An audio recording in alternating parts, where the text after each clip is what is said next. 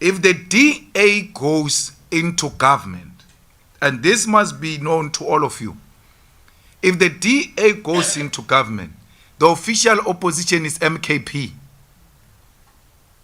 That's what you must know. That's how it works. There's no one who's going to be in government and still be an official opposition. And MKP and ourselves were together. We shall be official opposition together. We'll help each other in that role together. We are more experienced than them. We've been here. And we've got a cordial relationship with them. So, even when we are chairpersons of the committees or speakers, we remain opposition. It is allowed. There is no need, really. The people of South Africa must swallow what they've decided to chew. And they decided to chew 40% of the ANC. So why should you field a presidential candidate for what? That's what they said they want. Why do they go and make decisions and hope someone is going to rescue them from the other side? It's their own decision. They chose load shedding. They chose Ramaphosa. They chose the highest level of unemployment. They chose racism. People of South Africa need to protect someone such as Clement Manyathela. South Africans need to understand that the mistake which they had made in the past should not be repeated. They can't sit and keep quiet when people who are representing them, people are presenting their words through their social media platforms or TV channels. These people, they should be just eliminated with their careers, all because whatsoever they have to say does not sanctify a group of people, some individual somewhere there. So people of South Africa, they have to understand that the moment of truth, it is here, and it is their responsibility to protect those who are coming forward to speak the truth, to protect someone as a journalist. Well, I'm talking about Clement Manyathela, a well-known journalist. This journalist, he does politics interview, he get to talk to different politicians, but it seems like in the categories of his guests, there's those ones who are thinking that the man is now becoming too much for them, and there are those ones who are even thinking that this man is becoming their nightmare. So therefore, they need to get rid of him by destroying his journalist career, so that the man, it can become jobless and it can get fired, as they have done again with most of journalists before him. And here we are talking about people such as JJ Taban, who was also a victim of these people from the moment when he decided to start questioning them on their own words and trying to reveal kind of the secret or truth that they've been lying to people of South Africa. Clement Manyathela, he's been very harsh on the DA recently, and we all know what the DA stand for in this country. So he's been very harsh on them, trying to ask them a couple of questions on things which they have come and reveal on their own on TVs. So he had to go and collect all this footage with their own words to come and start asking them questions on what they have said before. Well, that seemed to be something which did not sit okay with most of these politicians. Therefore, they are looking for an opportunity to destroy his career and leave him a jobless. Now, the question is, why are them so angry about someone as a Clement Manyathela? Well, here's the proof. In order for you to understand what have happened, watch this video. So, President Cyril Ramaphosa's executive members for the 7th administration are now officially on the job. Following their swearing in yesterday, we now have a cabinet, and some ministers have already hit the ground running. Next is the cabinet Lekgotla. The minister in the presidency, Khumbudzo Ntshavheni, said this cabinet will then adopt its priorities and program of action at the scheduled Lekgotla that is expected next week. But there are a number of things that you and I should worry about, or maybe be cautious of. This GNU represents about 70% of the votes in this year's elections? So this bloc represents the majority of voters. And it's a strong force.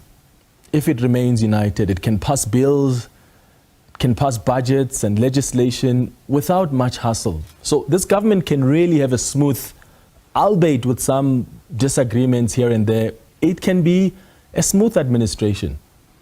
But we need to be concerned about who holds this GNU accountable.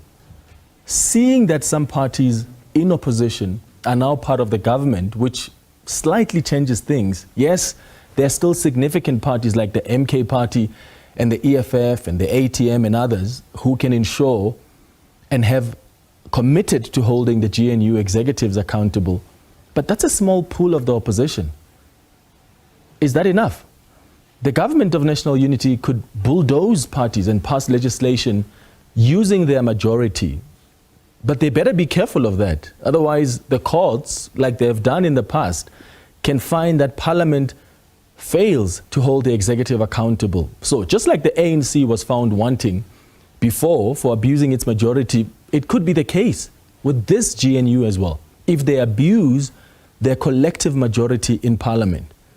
So I hope members of Parliament representing parties that are part of the GNU remember that they are constitutionally obliged to hold the GNU executive accountable, and that they can't behave in a manner that is inconsistent with the Constitution because they have the numbers to do so. So that's one thing I'm slightly worried about, but I'm sure the MK party and the EFF will rise to the occasion. Now, what we also need to look out for is the behavior of new ministers from parties that were previously in opposition. They've always been quick to criticize the government and its slow pace of implementation. They've criticized ANC ministers when there's corruption in their portfolios, even though those ministers were not directly involved. So they're going to be judged against the high standard that they have set for government when they were opposition parties in the previous administration. Government is a beast. It's easy to criticize and make noise from outside until you are in the belly of the beast and you realize how slow things are. You realize how frustrating the red tape is. So good luck to them in living up to the standards that they have set. Remember the DA criticized ministerial benefits like blue lights? Even when the ANC kept on saying, but security is the one that necessitates it. They were never convinced of the security element that the government said necessitates the blue light. So are they already using blue lights now, since they were sworn in yesterday? They also criticized the ministerial handbook, which gives ministers several benefits, like we pay for their water and electricity. But the DA was against that, remember? We have 387 million rand per year that's being spent on staff, very big staff officers, and in some cases, ministers who are even exceeding the number of staff that they are allowed to employ. Then we have, of course, VIP security, which is about 600 million rand per year for the cabinet, for the ministers and deputy ministers. We have free water and electricity that's adding about another 8 million. We also have the generators that were purchased, 2.6 million rand. And so if you start adding all of this up, it starts becoming a very high bill every year. They were passionate about that. So will they pay for their water and electricity? Watch out. They were also against cadre deployment. We maintain that the practice of cadre deployment is a violation of the constitutional provisions, which says that nobody should be discriminated or advanced on the basis of their party affiliation. And we believe that the judgment has missed out on this significantly. We believe too that the recently released cadre deployment minutes, which are now in our possession, and which we are busy collating, compiling, and putting into a searchable database, flies in the face of the court's so-called suggestion of a bright line between the state and party. And yet they wanted to have DG contracts negotiated and for DA ministers to be involved in the DG's appointments. Now watch who the ministers from the DA will be appointing in their offices and even in key positions in government and government entities under their departments. And whether or not that's not going to somehow speak to the same cadre deployment they've been against over the years. They were also against a bloated cabinet, right? We've now had an even larger cabinet with even more ministers laid on top of it, with another broken promise to reduce the size of cabinet. We had the same promise made in 2019 that there was going to be a review of the cabinet size, and here we are with an even larger cabinet. Bear in mind that each cabinet post costs the citizens of South Africa 37 million rand per year. We now had over 70 million rand added to our bill. And now they are firmly in the very same bloated cabinet, which is going to cost you and I as taxpayers even more. The point here is, let's see if these ministers will behave the same way that they expected ANC ministers to behave over the last few years. I asked Helen Ziller on this show on Tuesday if the DA ministers will refuse some of the ministerial benefits that the DA has criticized the government over the years, and this is what she said. You have been critical as the DA of ministerial benefits when you were the main opposition party. Can you assure our viewers this evening that you will be upholding the same standard that you have been imposing on the ANC in government on issues like blue lights, your ministers paying for their own water and electricity, not taking both houses in Cape Town and Pretoria, for instance? Well, our view has been very well known for a very long time. And that is the DA's approach to things. And I have no reason to believe that our ministers who are currently in government will reject the DA's position on these things. They're there, and Dean McPherson is our Minister in Public Works, and he has got a very particular responsibility in this regard. So I think you need to ask him. I think you need to ask him what his view is on this. The DA's view is consistent and stable on the question of a trimmed down ministerial handbook in which benefits are significantly reduced. And let's hope we're going to see exactly that consistency from the DA ministers. The question we're asking you tonight, though, is, are you at all concerned about the role of the opposition in holding the executive accountable? Or do you have confidence in parties like the EFF and the MK party in leading the opposition in holding this GNU executive accountable? So that was Clement Manyathela in one of his previous show that he presented recently. And this is what he had to give as his point of view according to what is in South Africa politics. According to me, I don't see anything he said wrong about it. Because this is the same man who get to criticize whether it is the ANC as the ruling party, whether it is the EFF as the opposition political party, or the MK of Jacob Zuma. He get to criticize everyone and give his point of view. Wherever someone does good, he appreciates. Clement Manyathela, I discovered him about 3 years ago in one of the local radio. And this is how he usually acts. But now that he's being given an opportunity or a chance for him to be having a TV show on one of the national TV, well, it had become like a big problem for other people. Because out there, they don't seem to accept him for who he is. Instead, they want to start using his own words against him.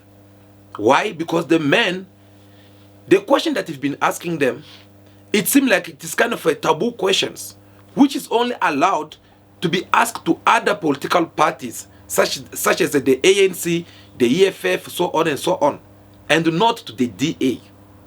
The moment he raised this analysis about the DA, well, you could see already that they are considering him as enemy number one.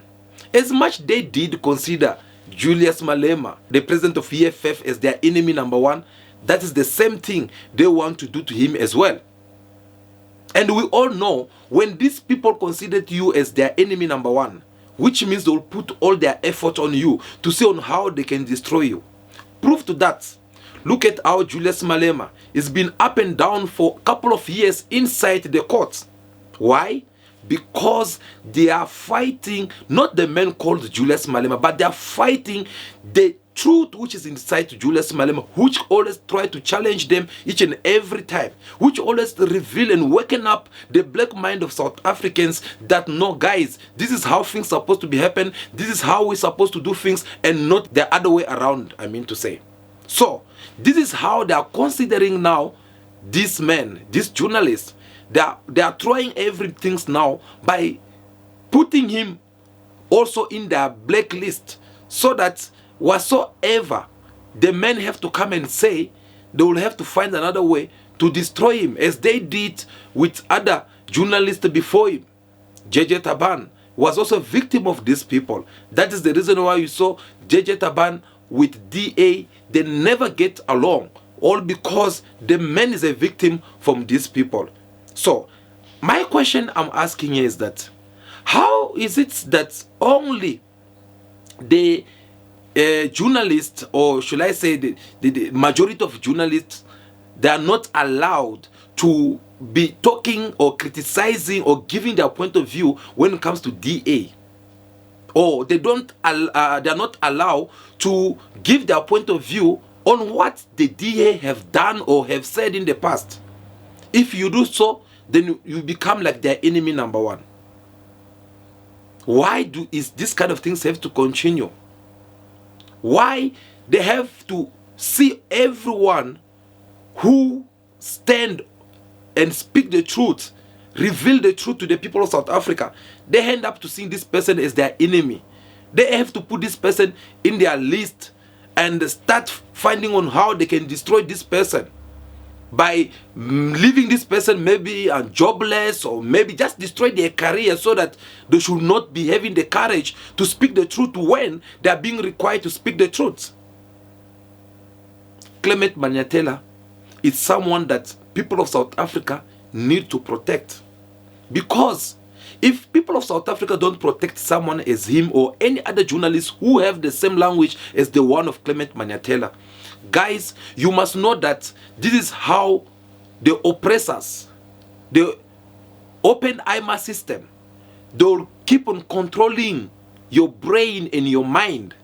Why? Because each and every person who will try to stand against them and speak the truth against them, this person will be destroyed, and no one will want to be destroyed. Because if you have to destroy me, which means tomorrow I want to be able to have the courage to come and sit here and talk to you and tell you the truth about what is happening. So that's also applied to people such as Clement Manyathela. If he's not well protected by South Africans, this man, I'm telling you, his journalist career to be days, actually, they will be numbered, because one moment he will have to wake up and find himself jobless. They already squeeze every opportunities or every channels or where they're supposed to be hiring him. These people, remember, they have a lot of connections. They are controlling a lot of medias. I'm not the one who's saying this. I can give an example of Julius Malema during the about when he was about to start his campaigning, his rallies. Julius Malema said something in his press conference explaining on how they have closed all the door for EFF to not go and campaign or do some ads. They have some of the radio stations or TV stations where EFF supposed to be doing their campaign. They were charged a lot of money, and they were even asked for them to go there not by one, but they must go there as a group. And knowing or seeing a political party such as the EFF with all members that they have, I don't think they need a second political party to come and support them, so that their ads can be shown on the TV or in any other different media platforms. But when it was for DA, you also how DA ads was busy passing on all medias, and they had managed to pay everyone, and they give their command over there, and they show them. But when it comes to the EFF, they were nowhere to be found. EFF, they campaign on their own. They went on the streets. That is where they managed to campaign, but not in the social media platform. Those are the things which Julius Malema had revealed, and said that everyone who stand against this white monopolitical will be considered as their enemies. And when you listen to Julius Malema himself, he have said that he had accepted, so he know already the man is even well prepared. You remember, he even said that even his own son, he knew already that my daddy's life is at danger.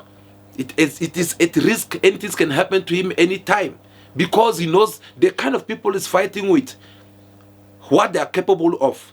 And if they are not managing to eliminate Julius Malema physically right now, it is because of the impact and the influence that someone as a Julius Malema already have among the nations, whether it is in South Africa, whether it is in Africa, whether it is around the world. If you touch someone as a Julius Malema, then you'll find people of the world, you'll find Africans on your way. That is how Julius Malema is being protected. But since they could not be able to touch him physically, you see how they're busy doing him or making him suffer inside the court? They're giving him hard time inside the court and trying to destroy him there.